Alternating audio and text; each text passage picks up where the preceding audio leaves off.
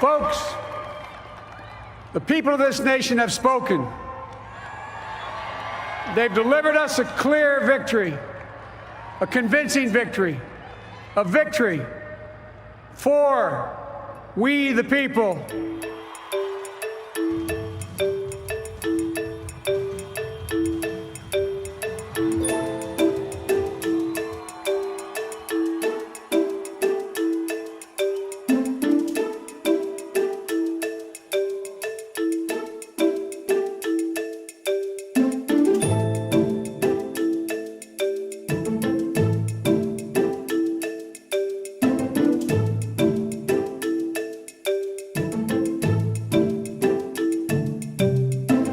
We've won with the most votes ever cast on a presidential ticket in the history of the nation. 74 million.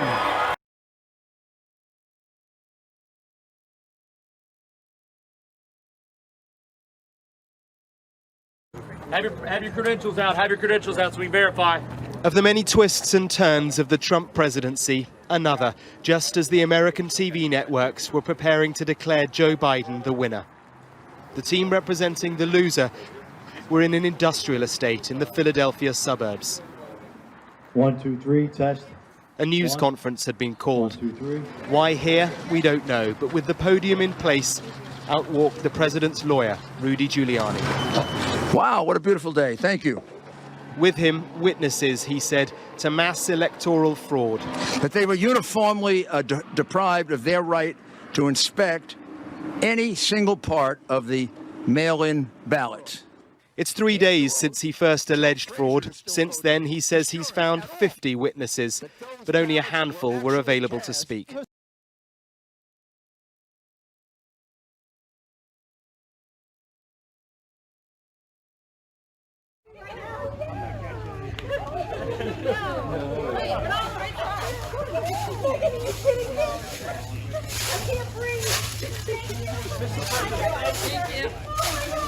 Thank you, Mr. President. We love you. Thank you, Mr. President. We love you.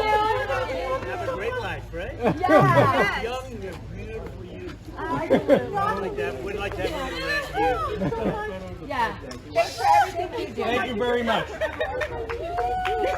all together? Yes. We love you. Thank you, Mr. Trump. Thank you. Was that so cool? Oh my God. I should have gotten a picture. I can't breathe.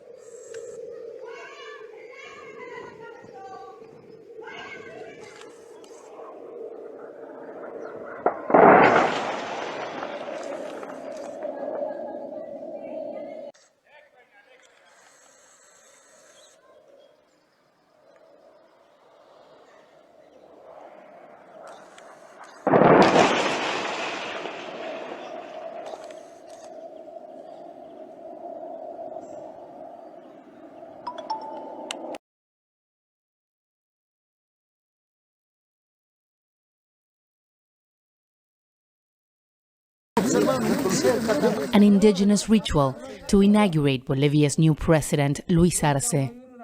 This is the historic site of Tiwanaku, not far away from the capital La Paz. Presidente Luis Arce.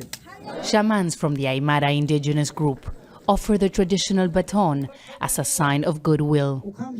Arce and his vice president, David Choquehuanca, are dressed in white to request the help from the Pachamama, or Mother Earth. It's all happening in a country that has been filled with political strife in the past year. After accusations of fraud led to the resignation of Bolivia's first indigenous president, Evo Morales.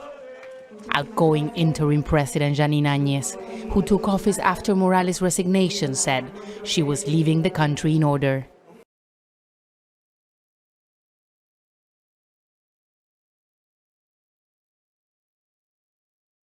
For protesters are gathering around the Democracy Monument in Bangkok on Sunday to protest against the government of Prime Minister Prayut Chan-o-cha. Today, they also plan to march to an unknown location to submit letters to Thai King Maha Vajiralongkorn. These letters are direct messages from protesters to the Thai king, which they hope would tell him how the monarchy should be reformed in accordance with the country's government systems of constitutional monarchy.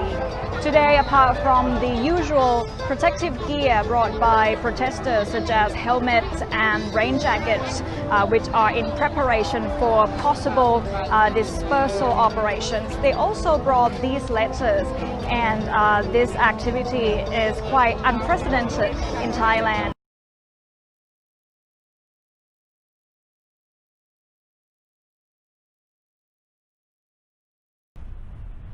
The streets of Athens were silent on Saturday as Greece entered a 3-week national lockdown.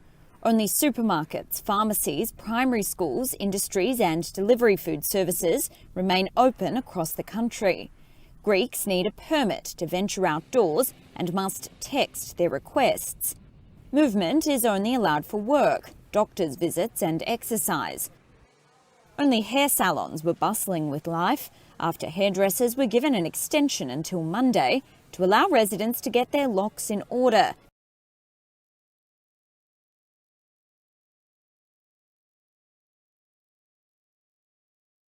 These migrant domestic workers' home is now the backyard of the Ethiopian embassy in Beirut. They say their previous employers denied them their wages and were abusive. They are common complaints. Human rights groups have documented for years how Lebanon's so-called kafala system gives employers control over workers' lives. I had to escape because my employer constantly beat me. She still has my passport and owes me $700. Lebanon's laws are often criticized for failing to protect foreign domestic workers. Apart from providing food and at times shelter, activists say they can't do much. A few weeks ago, the Labor Ministry approved a new contract that would have allowed the workers to keep their own passports and end contracts, among other changes. But a court has since suspended it.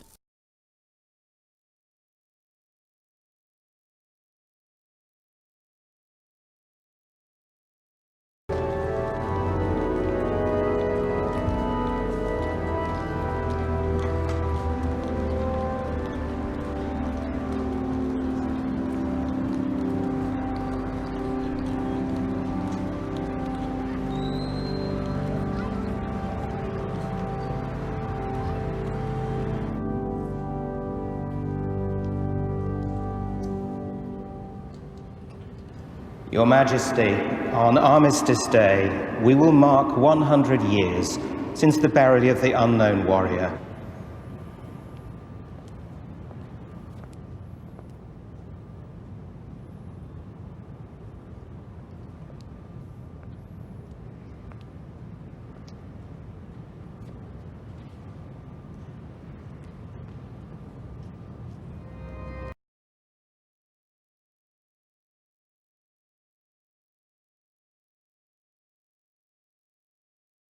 The South Korean city of Sangju in Gyeongsang-Bukdo province was struck on Sunday by a minor earthquake measuring magnitude 2.9.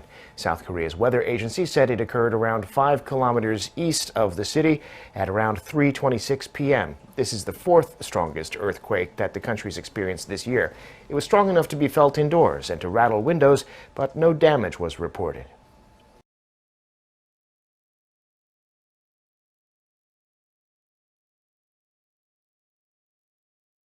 The Move 1 Million movement is planning to stage a protest outside Constitution Hill and Parliament. It says it refuses to be ignored.